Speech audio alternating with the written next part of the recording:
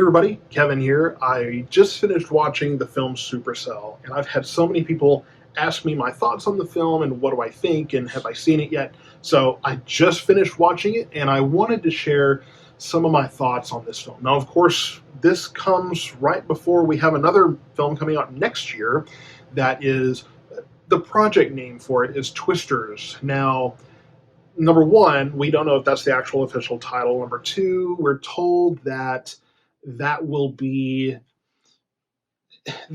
well. They say that it's not a sequel to the original Twister. They say it's not a reboot.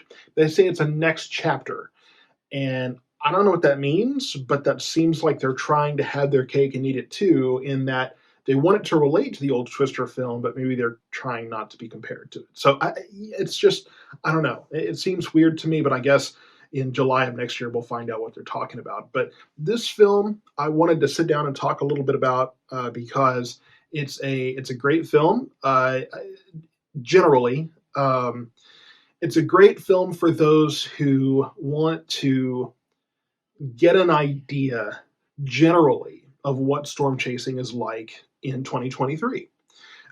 Now, the more professional and in the know you are, it gets a little harder to appreciate because there are several things that caught my eye that were kind of distracting. And as a Twister fan, especially, I had some struggles. So I took some notes here. The first thing is the film starts out with the main character losing a parent to a tornado. Obviously, that sounds familiar to any Twister fan, right? That's how the Twister film starts. And what is the name of the father who's killed? Bill. Okay. So, yeah. The movie, here's one of the things that I struggled with. One of the important things for me in films, and really in any story, is understanding the setting. When, where, that kind of thing. So part of what really got me was that the film started. It's hard to figure out exactly when the film started when you're watching it, right? It's hard to figure out what time period we're looking at. The vehicles are older. I mean, the vehicles look like, maybe, I guess, 80s or 90s, maybe something like that. And the television set, this is what really kind of threw me for a loop. The television set is a pretty old television set. I mean, it's a dated machine. But when you're watching the meteorologist on the TV set that's talking about the storm that is going on in the story, you can see the very modern technology that meteorologist is using. And so what you find out later is that this film is happening at a certain time, and then the rest of the film happens 10 years later. And from what I can tell, 10 years later is supposed to be right now. So presumably the film is taking place in 2013. And I understand it's West Texas, but I think they overdid it trying to go for an older feel, because if this is supposed to be the 2010s or maybe even the late 2000s, and that's the time period that it starts in, they went way too overboard on a vintage feel. Because, man, I mean, you've got old radios, you got an old television set, all this kind of stuff, with the meteorologist on TV showing a very modern, monitors like these on the computers. So that was kind of disjointing. It was hard to kind of tell what was going on. It was a big house too, so you couldn't. It was a little difficult to. It was a decent sized house. So I imagine these are all things that not all of this was necessarily thought out. And there was a discussion about they had money troubles and things like this. But I don't know. I just think whatever they were trying to do there, they didn't execute it very well. It wasn't very well done. When the storm, when the tornado was over, and the father's car, they do a zoom in, and there's a phone vibrating. It looks like a modern cell phone. And it's like some of the main characters had older vehicles, but then there's all these new vehicles that were surrounding it. So it was just weird. One other thing, timeline wise, is they made references to Gerald and Joplin. Okay, because the father says, I'm getting closer and closer, or whatever the radio chatter is, and the mother, the wife, says, we're not doing another Joplin. And Joplin was in 2011, and he says it's like if Gerald and Joplin had a baby. So essentially, they're name dropping these well-known tornado events, right? Um, Gerald was in '97, Joplin was in 2011. Okay, so again, 2010s, right? If we're following everything by the letter. So anyway, it was just time period with the context that was presented, kind of hard to establish. It was hard to get into that. It was kind of distracting and disjointing. Um, Also, in the film, there's a instrument pack, like in Twister. Okay, there's an instrument pack, and this one in Twister is well explained what it does. This one, it's hard to know exactly what they're going for here, because the father hands the son um, a stethoscope, and puts it to the child's ears, puts it on his heart, and says, "Do you hear that?" And it's the heartbeat. Says, "We're going to do that in that," and points to the thunderstorm. So presumably you're going to hear the heartbeat of the tornado, whatever that means. I have no idea. It's really not explained. It's really not covered very well. It's just this thing that's going to let you hear the heartbeat of the tornado, whatever that means. And maybe I missed it. Maybe there's something I missed in I mean, I've had stuff going on, so maybe I just missed it somewhere. Not sure. There was also a moment where there was wind chimes. And again, I'm thinking, okay, well, just like Twister, they show the wind chimes to show it's windy. So, and it's hard to know if these are callbacks or just the fact that these people are everybody's so experienced by Twister that it's hard to not compare it to it, and or subconsciously maybe it's just what makes sense to them, because that's just kind of your natural frame of reference. I'm not too sure.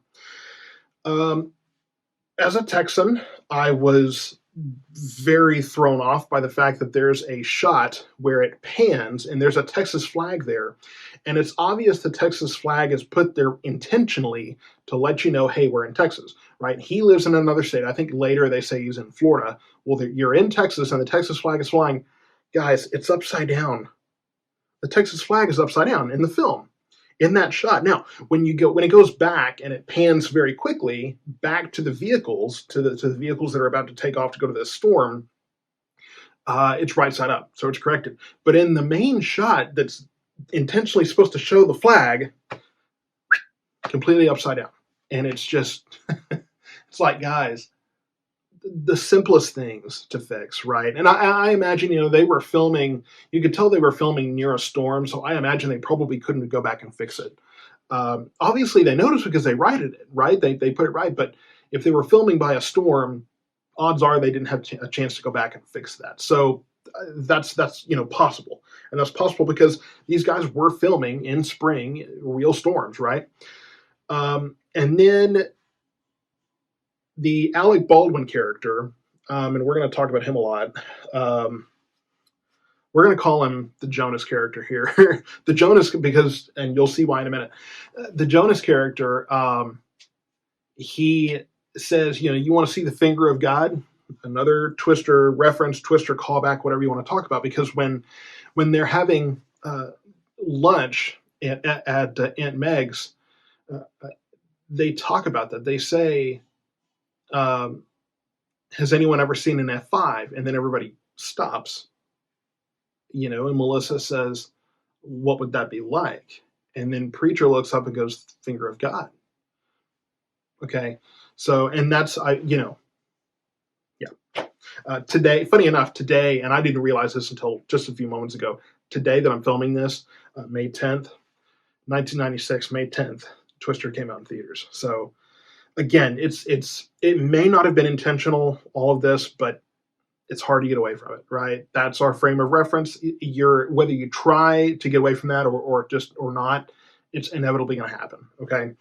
I like how they showcase the tourist atmosphere of chasing. Okay, and what I mean by that is, they're some of the shots. They're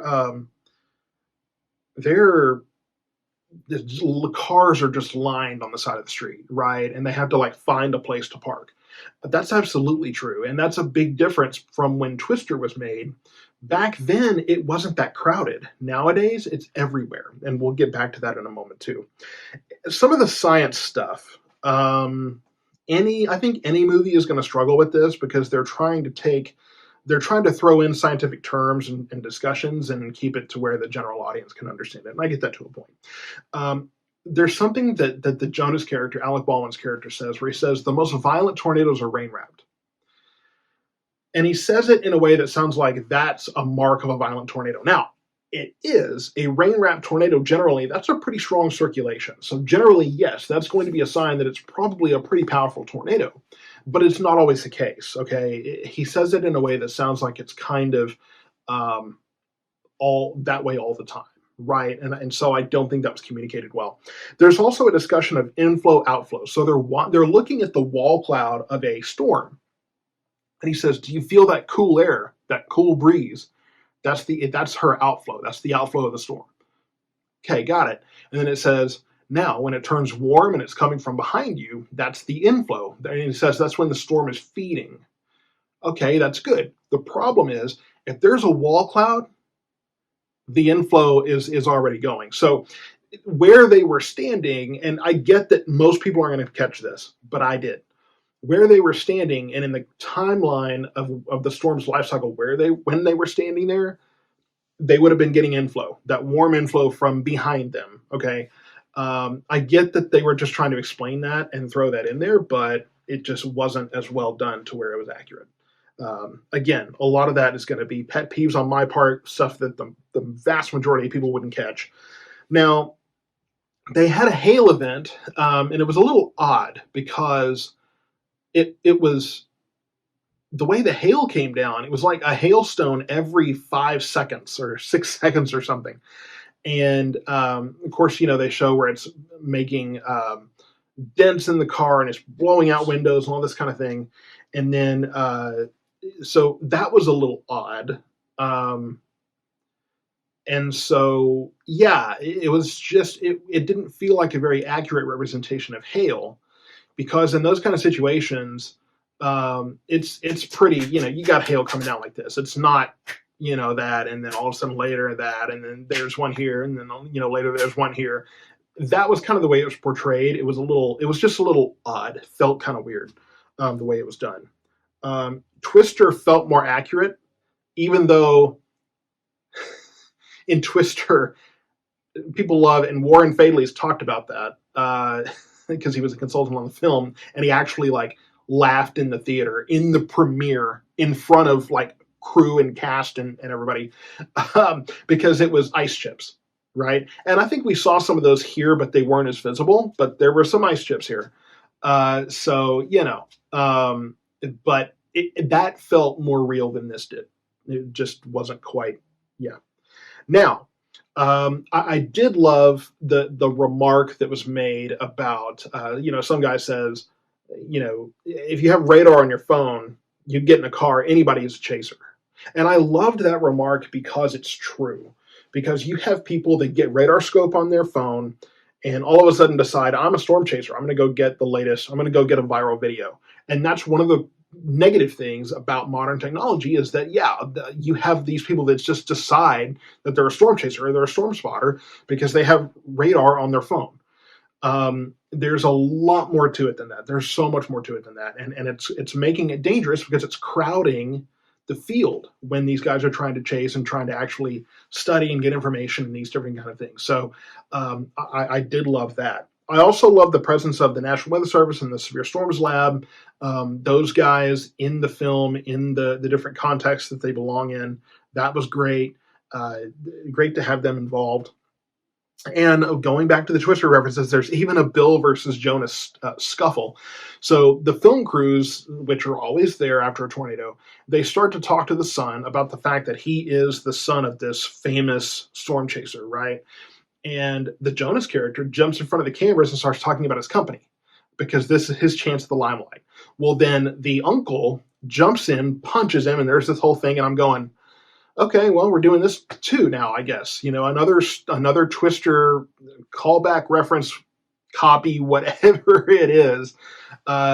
It's the same thing. It's the science versus attention argument. And then there was also later a scene where they were looking at lightning, and man, the footage was beautiful, but it was a little ambitious. I've seen some pretty prolific lightning storms, but what they showed on there was a little much. Not sure we would see quite that much lightning, quite that fast, quite that frequently. Now, there was a discussion about, there was a section of the film where they focused on, in multiple different ways, science versus adrenaline rush, adrenaline junkies, right, is what they say. The mom, one of the things that the mom says is the more you chase, the more numb you get to how dangerous it is. You want to go farther and stay longer. I liked that because it's true. You do get desensitized to it to a degree, right? That you're in the middle of this major storm, but then you start to push the envelope. You get lucky every time, and you want to get closer and closer. And unfortunately, that's a trap that many storm chasers get into. Is they go closer and closer, and they learn the hard way that you can't necessarily do that. So that was an interesting tidbit. And then she says, we chase from knowledge, not thrill, but I guess Mother Nature doesn't care. And then she's saying that, her husband was killed in this tornado. He was doing it for all the right reasons, but Mother Nature doesn't discriminate. And that's very true too. And then, the love interest of the main character, that's in the car with her says, then why do you do it? And she says, because no one else will. And that's kind of true too. It takes a special kind of person to be able to be brave enough to push the envelope and actually do it for the right reasons, check all the boxes, right? Do it, take the risk, do it for the right reasons, do the right thing, all that stuff. It takes checking all those boxes to get the right kind of storm chaser. And then we go to these guys in the hotel room where they're classic storm chasers. They're classic adrenaline junkies, right? They're looking at a weather model going, man, the Cape is going to be like 2,600 tomorrow, blah, blah, blah, blah, blah, that kind of thing. And then all of a sudden the Jonas guy shows up, right? And he's right there with them. And he says, it's scientists versus adrenaline junkies. And he just lays it out. There are scientists, and then we're adrenaline junkies. We're there for the thrill, and he's like, man, this is, we enjoy this. It's all for the thrill. So again, it kind of lays out the argument in Twister where he says he does it for the money, not the science.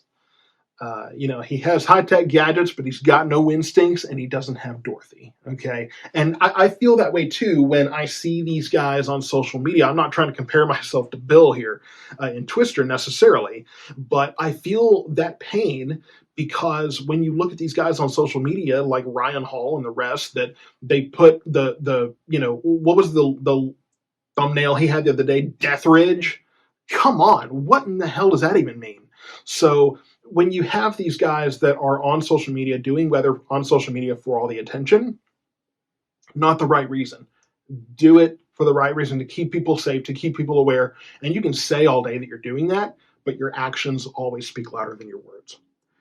A moment that made me laugh was when they're in a diner and a woman, the waitress, steps over and says, I don't want to be a bother, but how bad is it going to get? I live here, but my cousin or my sister lives, blah, blah, blah. And I sympathize with that because I get that all the time. You folks come up in the store and go, hey, what's it going to do tomorrow, or whatever the case is. And don't get me wrong, I love it when you do that, right? Because that tells me that you're involved in the brand, you're paying attention, right? And you're interested in what's going to happen. I love it. But it was just a relatable moment for me. I also loved that the National Weather Service was trying to poach the uncle, as they call him, trying to get him to work for them. And again, a little bit of a Twister reference because, when Jonas and Bill get reunited, he says, hey, I really love your weather reports. And they kind of make fun of him for being a part of an official weather apparatus and not necessarily a chaser anymore. And I I liked it because it's kind of one of those relatable moments where like I could totally see that happening. But I also didn't really like it that much because it's like, oh, okay, working for the National Weather Service. Okay, well, let's hang up our hats and go work for let's settle, that kind of thing. Guys, the people at the National Weather Service are so important, so crucial to everything that we do, that any insinuation that what they do is a step down is bonkers. I can't stand it. I'm not saying that that's what they were going for, but it kind of felt that way. And I just want to make sure you understand, working for the National Weather Service ain't nothing. Okay. The Byers, they tell a story about a Dr. Byers that wrote research of Supercell in the 1940s, late 1940s. I didn't get a chance to research that, but just do with that what you will. And then the climax and the conflict of the film is they go out and they kind of do some foreshadowing on this. They go out into a field on a dirt road, and the son says, "Hey, there's no pavement." The star, says, "Hey, there's no pavement." It says, "We don't need pavement." And this thrill seeker guy, the Jonas character, Alec Baldwin's character, drives out, and he ends up in the middle of a field. Right, they're going to get stuck in the mud. The whole thing's unfolding, and he screams at the tornado, and then he gets sucked up by it. But the car's still there. So apparently, you're close enough to the tornado, and they don't really establish how far away from the vehicle he is, but it still looked pretty close to me. But he gets sucked up into the tornado. The car is fine, not sucked up at that point. And then they have to get it out of the kid has to get it out of the dirt and everything, or the mud. And it's like the whole, obviously, that whole lesson, and it's an important lesson. Have a bailout plan. That's why they say, get me a south route, give me an east route, give me a west route, whatever. Usually south and east, right? But give me a south route, give me an east route. They say that because they're trying to find a bailout route. You always have to have that. You cannot get yourself in a position near a supercell thunderstorm, near a tornado, where you don't have that route to get away. And then in the film, there's so much emphasis on the bear's cage, so much that they even show a close-up of a statue holding a bear. So, like, how on the nose are you going to get? The bear's cage is the reference for the part of the storm where, you're right in it, right? Like right where the wall cloud is and the circulation, you're intimate with the tornado. As he said, we're going to kiss it on the mouth, that kind of thing. So that's a line from one of the characters in the film. And it's one of those things where I just don't know that they use that term that much. It's like, obviously it's a big line in Twister, they're in the bear cage, but it just, it was almost annoying to hear that term over and over and over again, and then see such heavy-handed reference to it. It was just a little odd. And then towards the end of the film, when the big tornado comes, and we'll get to that in a second, but they take shelter in a pool. And it was said earlier, you better, well, what happens if there's nothing around? He says, well, you better find what does he say? You better find a ditch or a pool to get into. And I'm going, a pool? I've never heard that. And I get, okay, underground, but it's full of water. And they jump into the pool, and I remember that moment. I remember the thought I had at that moment that I'm now having at this moment, saying, if debris falls into the pool and prevents you from getting out, you're dead. That is a terrible idea. There's so much room for you to die at that point. It's just an awful idea. And then as I'm thinking that, there goes the truck into the pool, or the van goes into the pool, nearly takes them out. And I'm going, well, okay, point made, right? I feel vindicated here, because it's a terrible, don't take shelter in a pool in a tornado. Don't do it. Not a good idea at all. And then the last thing I'll say, at the end of the film, it ends with a wedge tornado and a kiss. Just like Twister. Okay. This movie, it starts like Twister, it ends like Twister. There's so many callbacks in the middle of the film that, again, some of them I'm sure were intended to be references. Some of them I'm sure were probably not. But there's no way to not have that frame of reference for this film. So overall, I think it's a great film, again, for any lay person that wants to kind of get an idea of what chasing is like in modern time. and what it's like to be on one of these tours. I think it's overall it's a good film. For someone like me though, that you have this level of detail and this level of knowledge, and you really understand this stuff and you understand the science behind it, and all those kind of things, it's hard to watch. Just because, number one, the constant references to Twister and the constant what feels like just carbon copy of the film, tough to see. It's tough to get past that. It's tough to enjoy it with all that going on, and then it's also tough to enjoy it with a lot of the science not really being represented well. So I hope you enjoyed that review. I know I covered a lot in a short amount of time, but I could talk about this film for probably 2 hours, and I know you don't want to take that kind of time out of your day. So it's on Amazon Prime where you can rent it. I spent $4 on it. I guess that's okay. I don't know that I'll watch it again. It's just one of those where I saw it, I can't help but see the flaws in it, and now it's, it is what it is. But I'm sure some of you might enjoy it. I welcome your thoughts if you'll comment below with your thoughts of the film, and I will do more of these. If there's, let me say this: if there's a film you want me to review next, put that in the comments as well, and I'll check that out and I'll see if you want my thoughts on it. So thank you so much for watching, and I'll see you next time.